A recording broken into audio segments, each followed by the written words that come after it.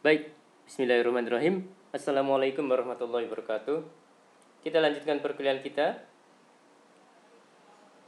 Topik perkuliahan kali ini adalah seleksi dan penempatan tenaga kerja.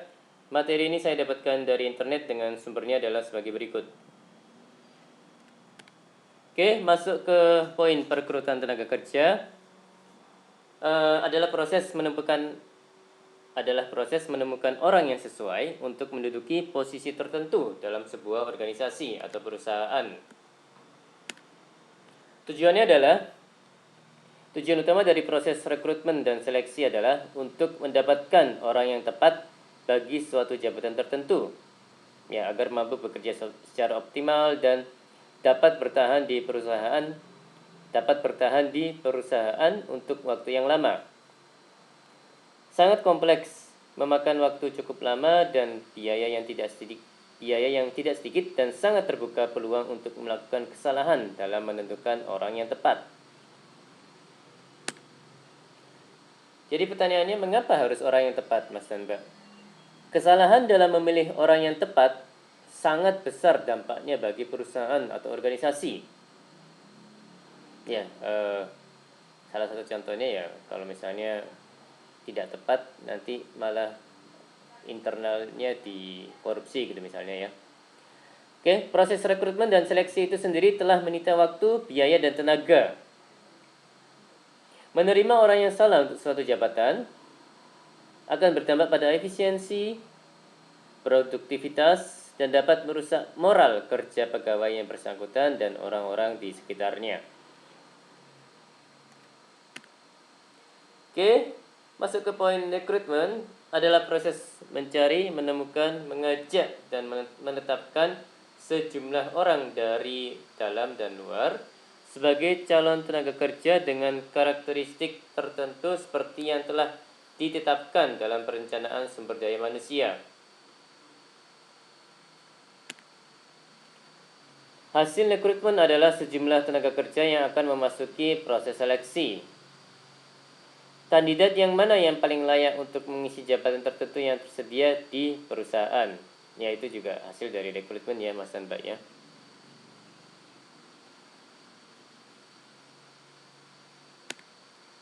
Ya, perekrutan sifatnya bisa internal dan eksternal.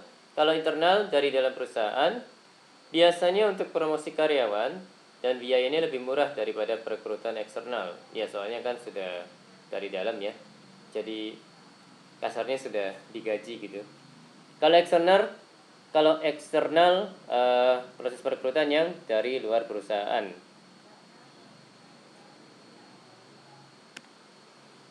Oke, masuk ke poin seleksi calon tenaga kerja adalah proses pemisahan individu dari sejumlah pelamar untuk memilih individu yang paling besar kemungkinannya akan berhasil dalam suatu pekerjaan.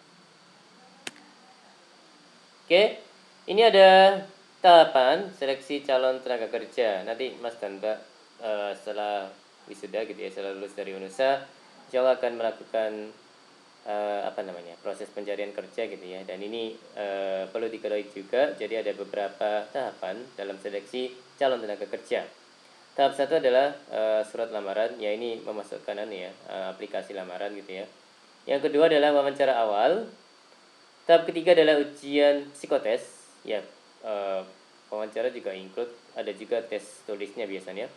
Tahap 4 adalah penilaian akhir, ya, tes kesehatan, juga masuk di tahap 4 ini. Kemudian tahap 5, pemberitahuan akan hasil seleksi.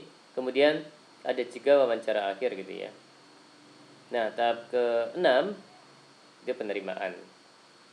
Nah, mulai tahap 1 sampai tahap 5 ini, Mas dan Mbak, tahap 1 sampai tahap 5 ini ada kemungkinan ditolak. Jadi kalau yang kandidat yang tidak masuk ya masuk ke kota yang ditolak ini, Mas dan Mbak. Oke, masuk ke wawancara. Ya, ini metode yang paling tua dan paling banyak digunakan ya, Mas dan Mbak ya. Dapat dilakukan di awal atau setelah prosedur penyaringan yang lain. Jadi tadi kita sudah lihat tahapan-tahapannya, tahapan-tahapan seleksi, dan ada wawancara di awal dan di akhir ya, Mas dan Mbak ya. Oke, masuk ke kelemahan wawancara. Jadi ada beberapa poin yang menjelaskan terkait dengan kelemahan wawancara. Yang pertama, validitas kriteria yang terkait dengan wawancara guru. Pewawancara yang berlainan akan mencari hal-hal yang berlainan pula. Jadi yang pertama ini validitas terkait dengan wawancara sifatnya buruk ya, atau validitasnya jelek gitu Mas dan Mbak. Sedangkan yang kedua ini pewawancara yang berlainan akan mencari hal-hal yang berlainan pula. Mungkin lebih ke misalnya tidak sesuai dengan bidang kompetensinya gitu ya maksudnya. Pewawancaranya itu ahli psikologi gitu ya, sedangkan yang diwawancara itu ahli ekonomi. Jadi si pewawancara bisa jadi akan menanyakan terkait dengan psikologi ke yang diwawancara, yang mana si orang yang diwawancara itu tidak paham terkait dengan psikologi, seperti itu Mas dan Mbak. Oke, berikutnya interpretasi berbeda-beda terhadap tanggapan orang yang diwawancara. Yang berikutnya, perilaku pelamar selama wawancara sangat mempengaruhi hasil wawancara. Ya, untuk yang poin 3 ini, interpretasi berbeda-beda terhadap tanggapan orang yang diwawancara. Ya, jadi mungkin pewawancara tidak bermaksud menyakiti gitu ya, tapi ternyata pertanyaannya itu yang awalnya untuk menggali ternyata membuat yang diwawancara sakit hati gitu. Jadi kan interpretasinya berbeda antara orang yang mewawancara dan yang diwawancara. Sedangkan yang ini, yang keempat ini, perilaku pelamar selama wawancara sangat mempengaruhi hasil wawancara. Misalnya nih, ada yang diwawancara itu gaya bicaranya itu memang meledak-ledak ya Mas dan Mbak ya. Tapi karena ini pertemuan pertama gitu ya, maksudnya pertemuan antara wawancara dan orang yang diwawancara dan mewawancara itu pertemuan pertama, jadi nggak tahu gitu, nggak paham. Dikiranya orang yang diwawancara itu marah ke orang yang mewawancara, jadi ya itu dianggapnya bisa jadi penilaian perilakunya buruk terhadap orang yang diwawancara dari orang yang mewawancara, seperti itu. Oke, kemudian tergantung jumlah informasi tentang pelamar yang tersedia. Oke, ya ini ada tips ya kalau saya tidak salah. Memperbaiki wawancara dengan wawancara terstruktur dengan interview guide. Jadi ini lebih ke tips untuk yang mewawancara ya. Jadi orang yang melakukan di pihak perusahaan gitu ya, yang melakukan wawancara. Jadi ada ada baiknya mengikuti interview guide seperti itu Mas dan Mbak, kalau saya tidak salah. Baik, hal-hal yang dapat menimbulkan bias yang perlu diperhatikan pewawancara adalah yang pertama, kesan pertama. Ya ini, pewawancara cenderung memberi bobot lebih besar pada apa yang dilihat dan didengar pada menit-menit awal. Ya ini ya sesuatu yang baiknya dihindari ya Mas dan Mbak ya, kalau nanti Mas dan Mbak berada di pihak yang mewawancarai. Kemudian pengaruh kontras. Kecenderungan pewawancara mendapat kesan tentang seorang pelamar dipengaruhi oleh kesan yang didapat dari pelamar sebelumnya. Jadi misalnya nih, orang yang mewawancara hari ini mewawancara 10 orang gitu ya. Nah, orang ke-7 gitu ya, orang ke-7 yang diwawancara itu bisa jadi dipengaruhi oleh kesan yang didapat oleh si pewawancara dari orang ke-6 ataupun orang-orang sebelumnya yang sudah diwawancarai. Jadi itu juga harus dihindari. Ya, baiknya dihindari ya. Karena memang takutnya terjadi bias. Jadi ya dihindari. Kemudian berikutnya adalah pengaruh kemiripan. Kecenderungan pewawancara untuk menilai pelamar yang mirip dengannya secara lebih menguntungkan daripada pelamar yang berbeda dengannya. Jadi menyamakan orang yang diwawancara dengan dirinya sendiri gitu ya maksudnya ya. Oh, ini kayak saya nih orangnya, misalnya seperti itu. Nah, itu juga ada baiknya dihindari ya Mas dan Mbak ya. Supaya dapat hasil yang ya objektif gitu ya Mas dan Mbak ya. Oke, berikutnya bias informasi negatif. Kecenderungan pewawancara untuk memberikan bobot yang lebih besar terhadap info negatif daripada info positif. Jadi info positif ya dianggapnya ya memang seharusnya seperti itu gitu maksudnya ya sama orang yang wawancara. Tapi kalau dapat info yang negatif nih langsung dibesar-besarkan, di hiperbolis gitu ya, dilebih-lebihkan, dilebaikan gitu kan, ya itu juga perlu dihindari Mas dan Mbak. Jadi ini hal-hal yang perlu dihindari karena dapat menimbulkan bias dan perlu dihindari oleh pewawancara ya Mas dan Mbak ya. Oke, baik. Ini terkait dengan penempatan tenaga kerja baru. Mencocokkan orang dengan pekerjaan dan organisasi merupakan jalan dua arah kalau menurut John F. Binning. Jadi ini ada kotak gitu ya, ada 4 kotak matriks gitu. Jadi yang apa ya namanya ini? Yang kolom itu ada organisasi, ada karyawan, sedangkan baris itu ada keinginan atau kebutuhan dan persediaan. Jadi untuk kombinasi keinginan atau kebutuhan dan organisasi itu prestasi, kemampuan. Sedangkan karyawan, kombinasi karyawan dengan keinginan atau kebutuhan adalah kesempatan untuk berkembang intelektual, emosional, kemampuan dan sebagainya. Sedangkan kombinasi organisasi dan persediaan itu bermacam kesempatan kerja, dan kombinasi karyawan dan persediaan adalah pengetahuan, kemampuan dan pengalaman. Seperti itu Mas dan Mbak. Oke, masuk ke proses seleksi dan penempatan. Poin pertama, mengidentifikasi jabatan yang lowong dan berapa jumlah tenaga yang diperlukan. Jadi kalau misalnya ya Mas dan Mbak setelah lulus dari UNUSA gitu ya, mengapply ke sebuah perusahaan, kalau misalnya tidak kunjung datang jawaban dari pihak perusahaan itu ada kemungkinan karena memang saat itu belum ada yang lowong gitu maksudnya. Jadi bukan karena surat lamarannya jenengan-jenengan itu jelek, bukan karena gitu, tapi karena memang tidak ada jabatan yang sedang lowong pada saat itu.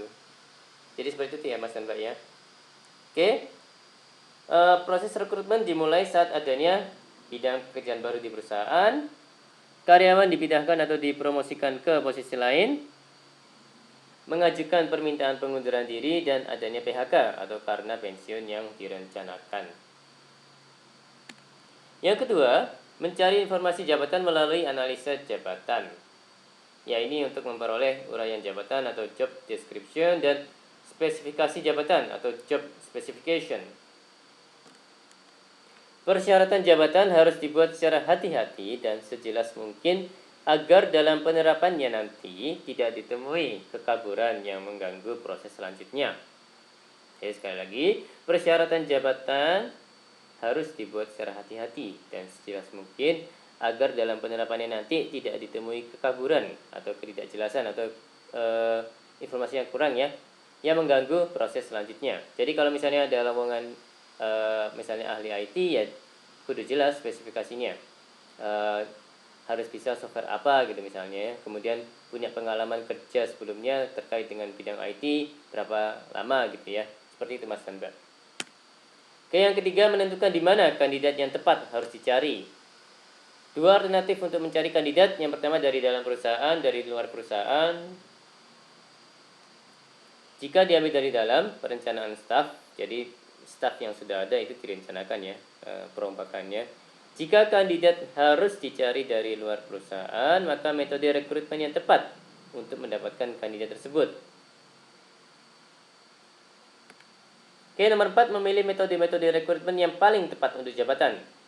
Banyak metode rekrutmen yang dapat dipilih, yaitu ya ada iklan, ada employee referrals, ada walk-ins dan write-ins, Depnaker Trans, perusahaan pencari tenaga kerja, lembaga pendidikan, organisasi buruh, dan lain-lain. Perusahaan juga dapat memilih lebih dari satu metode, tergantung situasi dan kondisi yang terjadi saat itu.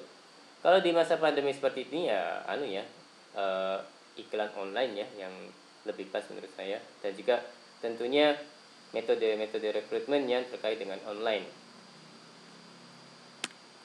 Yang kelima, memanggil kandidat-kandidat yang dianggap memenuhi persyaratan jabatan.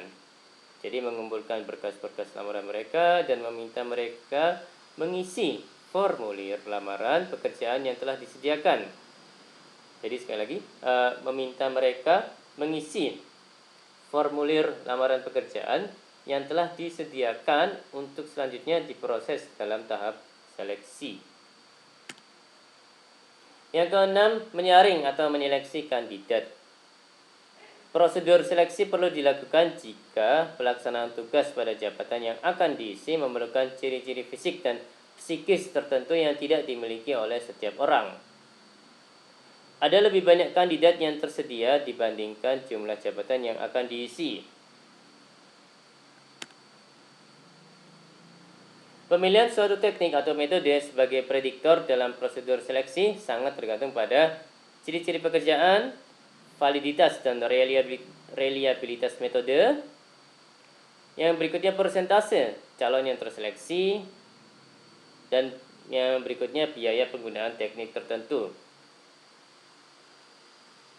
Ya, jadi ini kalau saya nggak salah, misalnya nih, kalau misalnya calonnya banyak gitu ya, maksudnya ya, sedangkan persentase calon yang terseleksi cuman misalnya 1% gitu ya. Jadi ya kalau pakai wawancara, menurut saya akan memakan waktu. Misalnya pelamar kerjanya atau calon pekerjanya itu 10.000 orang gitu ya, sedangkan yang terpilih misalnya ya hanya 10 orang gitu misalnya ya. Jadi ya akan makan waktu kalau misalnya harus dilakukan wawancara untuk yang 10.000 orang itu. Ya kalau lebih pas diseleksi dulu pakai misalnya tes tulis gitu, misalnya psikotes, untuk mengetahui kandidat-kandidat ya dari 10.000 misalnya menjadi 50 orang gitu ya. Nah, dari 50 orang ini pun menurut saya masih agak banyak ya jika harus dilakukan wawancara gitu. Nah, dari 50 orang ini kemudian ya dilakukan tes tulis lagi gitu ya, misalnya terkait dengan kemampuan yang terkait dengan jabatan itu. Nah, dari situ mungkin akan masuk atau terpilih 20 orang gitu ya. Nah, dari 20 orang ini baru dilakukan wawancara. Nah, itu menurut saya itu lebih pas ya. Oke, yang poin terakhir adalah biaya penggunaan teknik tertentu. Ya, ini ya. Jadi ini terkait dengan pemilihan suatu teknik atau metode sebagai prediktor dalam prosedur seleksi. Ya, jadi kalau misalnya ya logisnya kan memilih teknik yang lebih efisien, dalam hal ini lebih murah ya biayanya, Mas dan Mbak. Oke, beberapa teknik seleksi yang sering digunakan adalah yang pertama formulir lamaran, yang kedua data biografi, yang berikutnya referensi dan rekomendasi, ada wawancara, ada tes kemampuan dan kepribadian, ada tes fisik atau fisiologis, ada tes simulasi pekerjaan, dan assessment center. Oke, poin ketujuh, masih proses seleksi dan penempatan, adalah membuat penawaran kerja. Setelah proses seleksi dianggap cukup dan petugas rekrutmen sudah dapat menentukan kandidat terbaik untuk jabatan tertentu, maka perlu dipersiapkan penawaran kerja, yaitu perjanjian kerja,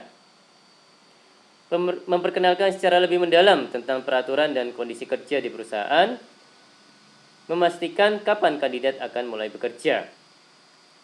Hal penting dalam tahap ini adalah petugas rekrutmen harus menyiapkan kandidat cadangan untuk berjaga-jaga kalau kandidat pertama menolak tawaran kerja atau terjadi hal-hal yang terduga, atau terjadi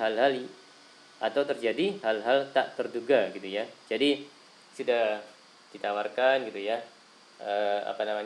penawaran kerjanya sudah dibuat, perjanjian kerjanya sudah dibuat, ternyata nih si calon tidak mau gitu, maksudnya misalnya nih gajinya terlalu rendah gitu ya,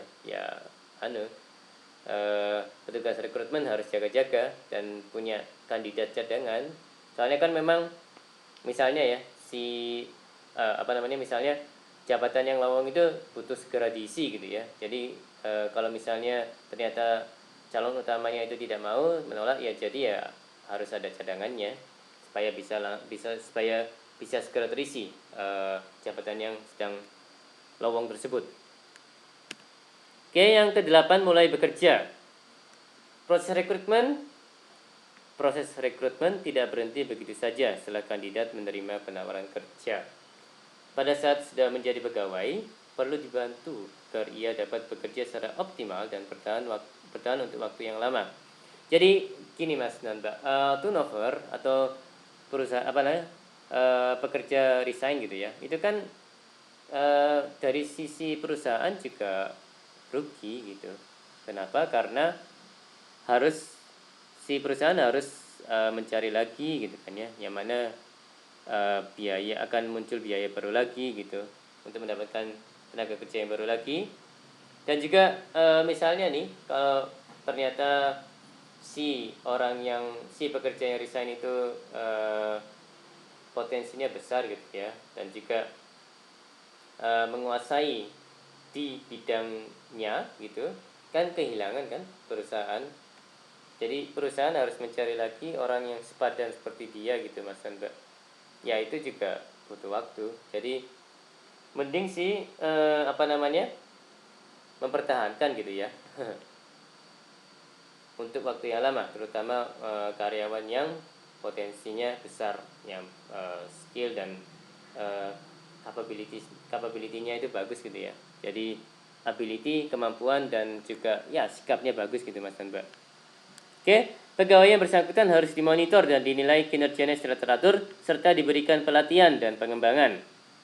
Pada tahap ini, petugas rekrutmen perlu mengkaji ulang cara-cara yang dipakai dalam merekrut dan menyeleksi pegawai. Ya, ini untuk mencegah masalah-masalah yang mungkin timbul setelah pegawai diterima bekerja.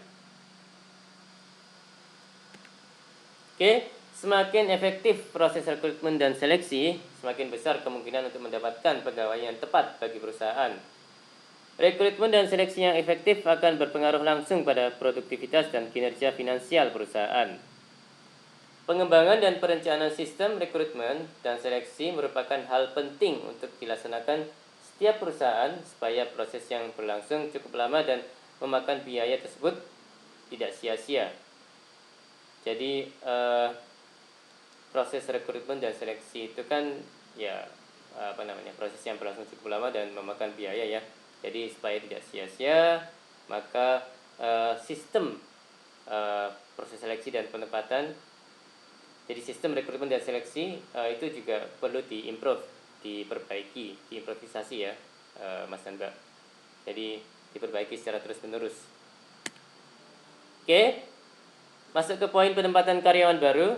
Ya, ini strategi keputusan penempatan. Jadi ada beberapa poin. Tempatkan individu yang mampu dalam pekerjaan yang punya prioritas tertinggi. Tempatkan individu dalam pekerjaan yang menunjukkan probabilitas keberhasilan paling tinggi. Dan tempatkan individu dalam pekerjaan yang diharapkan mengembangkan kemampuannya. Dan tempatkan individu dalam pekerjaan yang disukainya di antara pilihan yang dianggap paling cocok. Oke. Ini dari tips-tips ya dalam terkait dengan proses seleksi dan rekrutmen. Baik, terima kasih atas perhatian dari Mas dan Mbak. Sekian dari saya. Mohon maaf kalau ada kata-kata yang salah. Wassalamualaikum warahmatullahi wabarakatuh.